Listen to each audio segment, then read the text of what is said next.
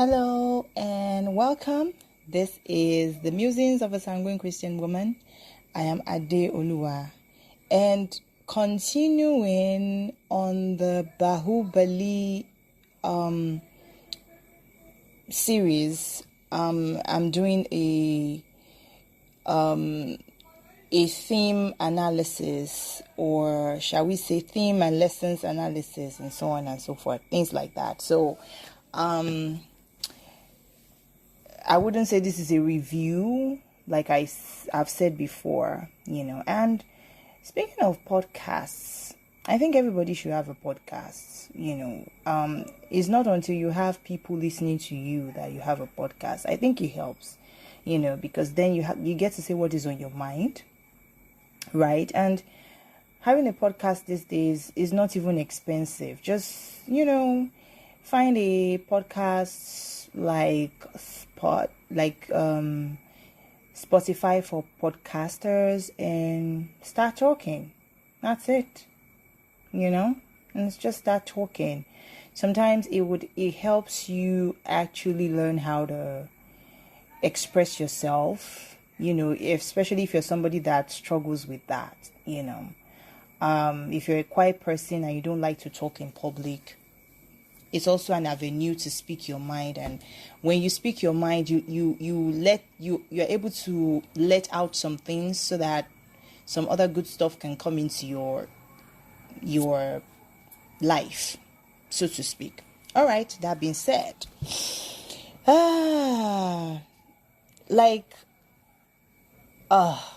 don't know, I just love Bahubali's character. It's just like currently the most beautiful character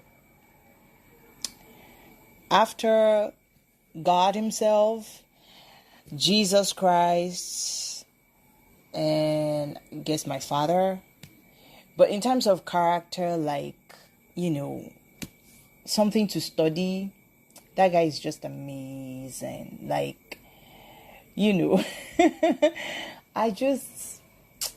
I just like his character. But the thing about his character, the people like Bahubali, like I've said, is that their lifespan is somehow, it's somehow, it's a struggle for them to live long, a real struggle for them to live long. And the part that I don't like is that sometimes they don't even care, so which is why they pack so much into their life, because they feel that at any time they might lose that life.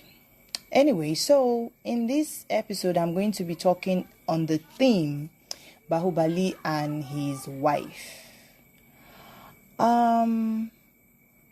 Maybe I won't say Bahubali and his wife, but I guess I'm just going to talk from both sides, both Bahubali and his wife. But I think I'm going to be focusing on his wife a lot. As I was thinking about, what they could have done differently for a better outcome, because that's how I think. Okay, so things went the way they did go, which was not nice. So what could they have done differently? That's how I think, and that's how I draw lessons from the stories I read and from the movies I watch. So I just remembered Rishta Likenge Humnaya. Hey, I hope I didn't bungle that. But Rishta, which means relationship. Likenge, well, don't ask me, I don't know that one. Humnaya is an Indian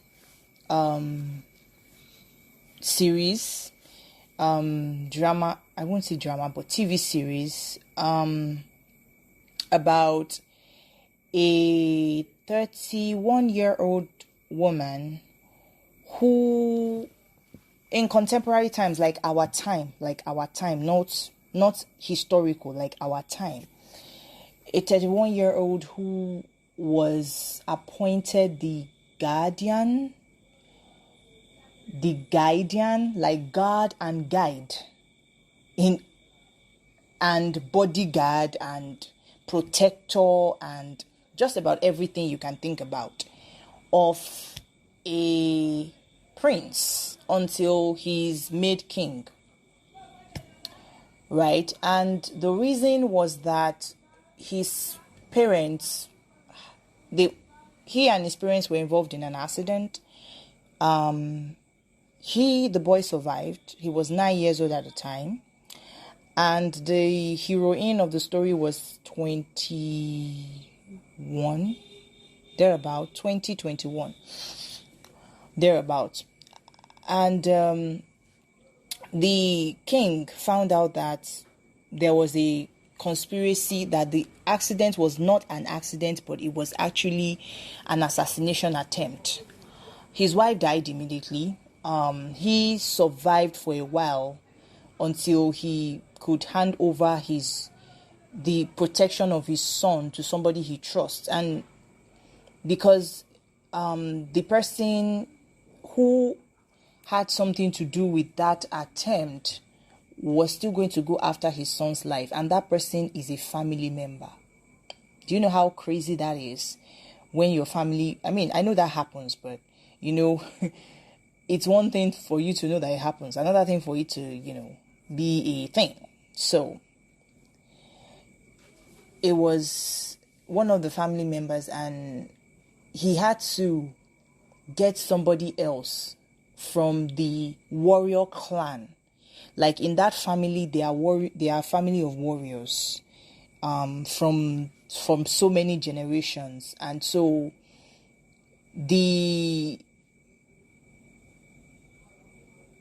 her parents, the lady's parents, had just girls, but of course, when you have something running in your blood, you can do just about anything.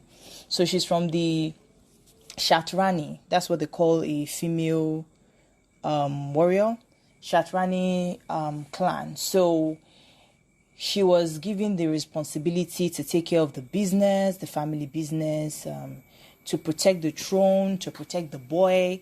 Like, she was in charge of everything. The only thing she had to do, well, not the only thing, what she had to do was cut ties with family, and everything else she knows. She cannot marry or be in contact with her family. She had to cut ties from her family and dedicate herself 100% to the safety of the young boy. And she promised that she would, and she did wholeheartedly, protected him. Eventually, she became his wife. I mean, he came back as a 21-year-old, unwittingly so, without invitation. He just appeared like that. And, the bodyguard, the lady was just like almost at her wit's end. Those who were after his life amplified their efforts. It was crazy. At some point, they turned them against each other. It's a very interesting storyline, really, that I think we should watch. But because I had watched that, it came to my mind as I was thinking of Devsena and Bahubali. And I realized that if Devsena had been like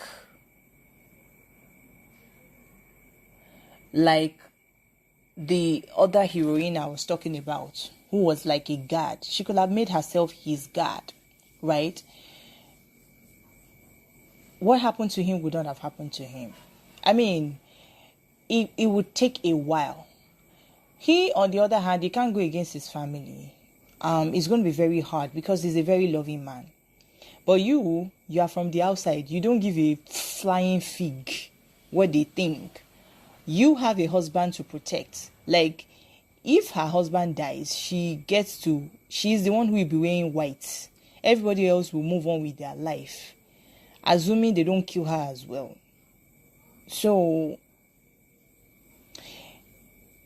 for me, I think she took too much for granted, in the sense that she believed that, her husband will be fine, he can take care of himself, no one can harm him. I don't know about that. Usually people that are seemingly invincible, they are very vulnerable, and they need somebody who is close to them to keep them safe. To really keep them safe. And as I'm talking about Rishita Likenge, I remember that at some point, the bodyguard had to like use herself as a trap, as a bait to draw in, to trap the murderers, that were conspiring against the prince, or now the king. She had to use herself. It got to that point because she had been trying to find, for like 12 years. Yeah, 12 years. For like 12 years, she had been on the defensive, which means that every time the villain wants to attack, he informs her of the attack, and then she keeps running around trying to protect the interest of the prince and trying to protect the interest of the king. So she was always on the defensive, but they never really got the mastermind. They were just getting the errand boys. Those were the people they were getting. They didn't get the mastermind because the mastermind was protected their identity so much that, even those who are being sent on this errand, they don't even know who the person is per se, right? So it was really an interesting thing. And to make matters worse, you had somebody in the family who had nothing to do with the crime, but was also protecting the criminals. So it made it a bit difficult to find them. For 12 years she tried, until he had to come back and assume his position as the king. And then the attacks continued, and she was like, you know what, we really need to put this to a stop. And then she went on an attack. This time she put herself, you have to watch the story, I don't want to spoil it for the people who, put the story out there. So she had to use herself to pull them in. She survived, of course, but barely. She barely survived, and because of that sacrifice, they were able to catch the criminals red-handed, actually, So thinking about that, I was thinking, why couldn't Devsina do that? For one, anyway, she couldn't because she didn't even see any threats. For her, it's just me and my husband and we're fine, But she didn't see him as somebody who needed her protection. When someone needs your protection, you say less and do more, right? Which she had a hard time doing. And obviously, she didn't even see herself as putting herself on the line to protect her husband. So, I don't know. Things just happened to her. Just like that. And if her husband was on his own, chances are they might have done this, they might have harmed him, but that chance was slim. Because for every hateful thing they said to him, he would just keep quiet. He wouldn't say anything. He was respectful. He just didn't put his mind into all that was wrong with how he was being treated. He saw his life as full and he lived it that way. Then the missus came and she began to demand that she be treated with respect. And she has every right to make that demand, like I've said before. But sometimes, in fact, every time, it's good to read the room. Like, find out, where are you going? She just got so carried away with, finally, I've met the man of my dreams, that she didn't think that the man of her dreams could very well be in danger. And it would depend on her to protect him. And the thing is, we women, when we decide to do something, God usually opens the way for us to do it, especially when it's for good cause. The idea will come, and usually we don't use brute force, even if we can. We often use strategies. We often use, You know, we often think our way through matters and, come up with a plan. Plan A, plan B, plan as many as we can, just to make sure that we secure the well-being and the welfare of our loved ones. For me, Bahubali's story, as it relates to his wife, what I see there again, because I've seen cases like that before, where women just have wonderful husbands and the husbands don't live long. I've seen that. And, the the Bahubali story just shows that, look, if you know that you don't know how to fight with everything within you to protect the person you love, maybe you might as well just leave them alone so that they can fight for themselves, But if you're going to be with somebody who is invincible, quote and unquote, their greatest strength is the woman they love, and their greatest weakness, actually. And it also reminds me of their names. Prithvi Vallabh. Prithvi Vallabh as well has the same kind of storyline, where the hero was one very powerful man, very kind, with mysterious origins. Like, his birth mother is unknown, his father is unknown. He just appeared as a baby. He just appeared, right? Right, and he had immense strength. He also had the same issue as Bahubali, that his brother wanted to be king at every cost. And he said, like, the storyline is not the same, but it's similar, with different settings and all, but very similar. And the heroine of the story, after so much fighting between them, because both of them came from kingdoms that were against each other. Well, she was more against his kingdom for good reason. So they were practically enemies, and the guy, having met her and falling in love with her, he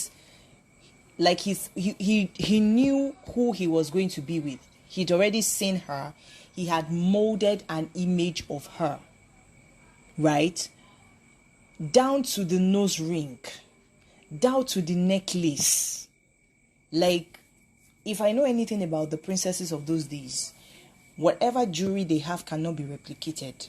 If they make a jewelry for them, it's for them and them alone. They are the only ones who wear it, which is why they don't have much jewelry, but the jewelry they do have is unique to them.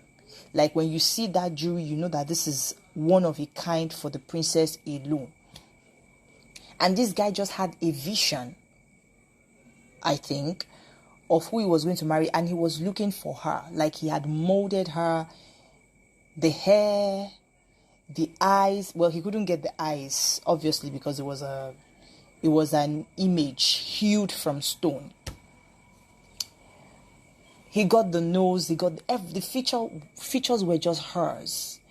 But for him, the most compelling of her features were her eyes. Like, it was just different.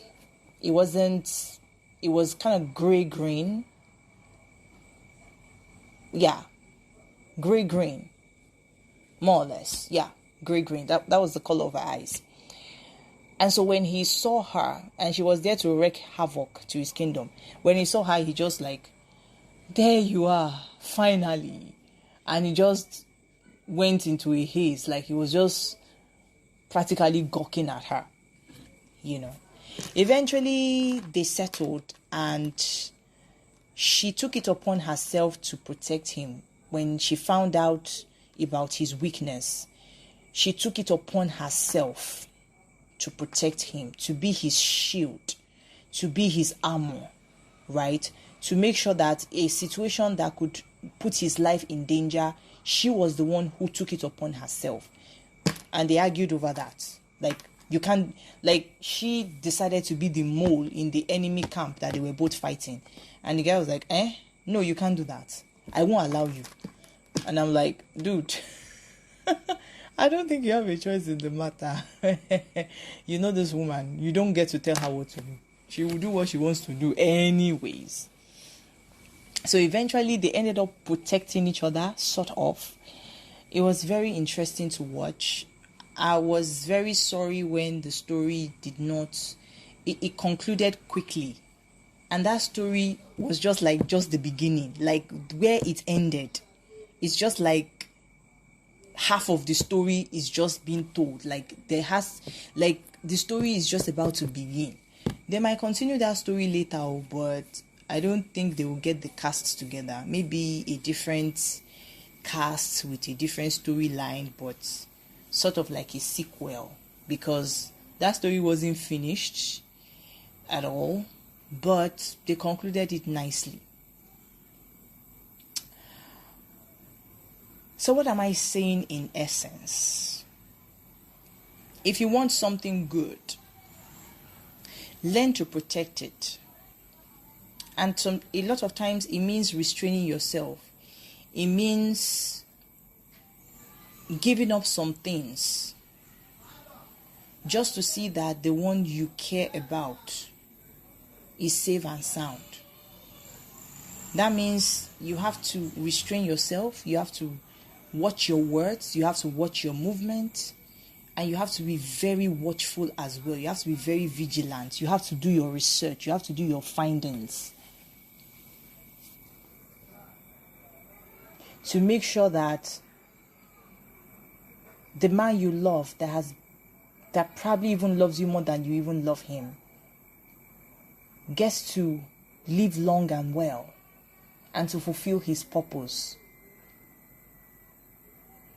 Well, that's it for now. Guard your hearts with all diligence, for out of it flows the issues of life. They that know their God, they shall be strong and they shall do exploit. Shalom.